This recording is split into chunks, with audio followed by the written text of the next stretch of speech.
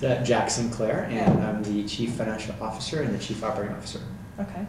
What does your role look like? I mean, I know day to day it's probably different every day, but. Right. It's kind of everything on the inside of the company. So from the technology side, it's, all of the developers and the IT department and the QA group and the project management group. And on the sort of corporate side, the finance side, there's obviously the accounting team and finance team and the Salesforce group. Okay.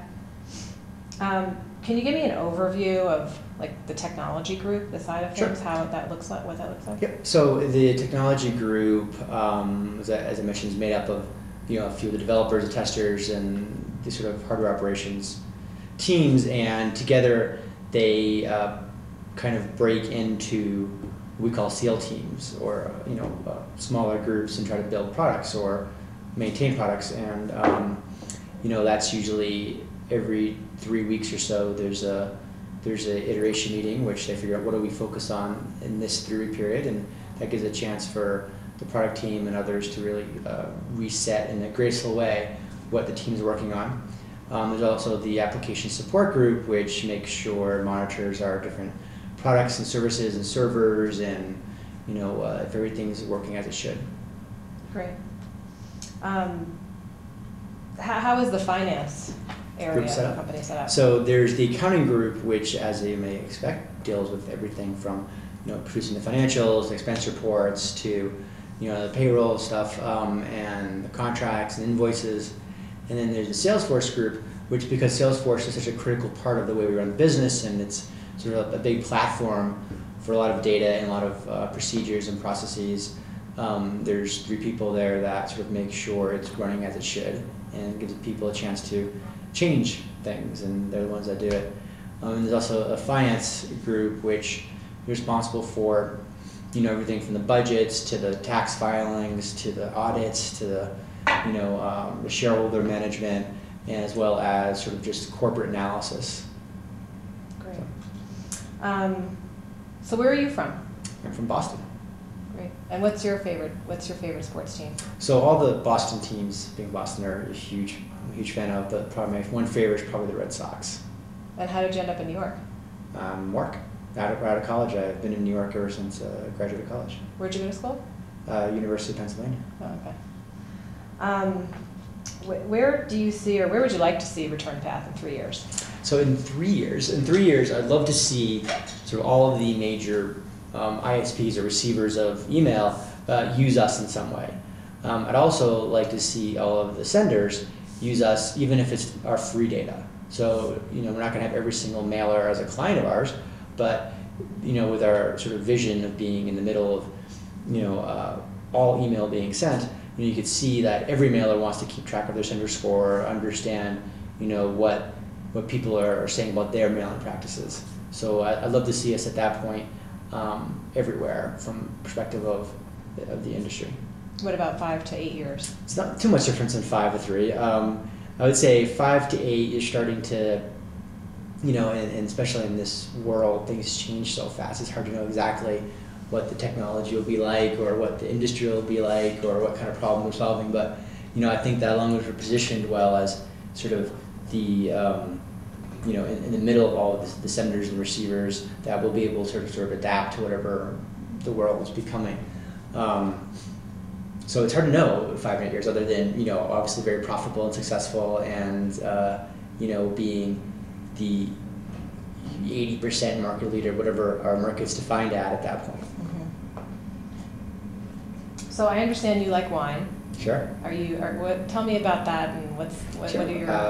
Love wine. I would say, I'm not a huge collector at all, but I certainly, as part of my daily allowance of food, and I would say I'm a big fan of things like Amarones and bigger, more unique wines that are have a lot of personality, and try to find a lot of value wines and things that are $20 a lot, and sort of my most of my time is trying to research that.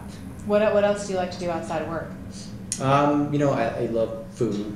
My wife's a chef, and we do a lot of food stuff.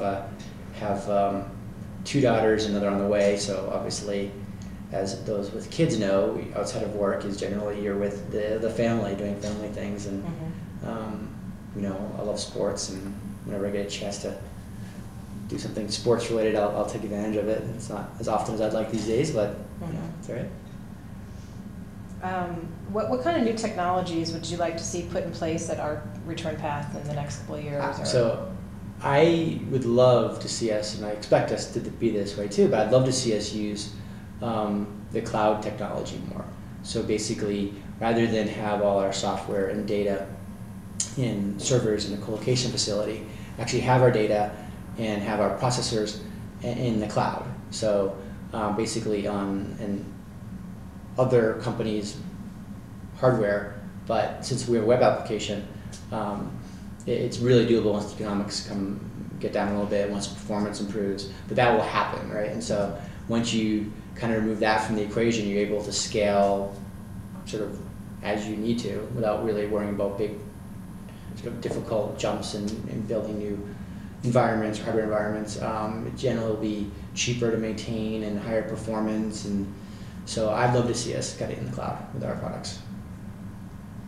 And you've been with the company, one of the founders of the company, and speak about maybe a good story or something like in the early days that you're like, remember when, you know? Well, so I always, so when we started the company, in 3-4 months we got some office space in Tribeca in New York, and it was the ground floor of a townhouse, so it was like a retail spot we just got, and we will fit like 20 people in there, and we got like desks from, basically doors from Home Depot, and we put like legs on them, so it was really cheap, and it was a pretty cool area. It was one big open space, but there was no privacy there, so it was literally one big open space, and so whenever we had to do anything that required privacy, we had to go down to the basement, which was a legitimate, like real, like old building basement with, dirt on the floors and graffiti on the walls, and it was a crazy place, but it was dark and dank. We ran a phone line down there, so we had all our sort of private meetings down there.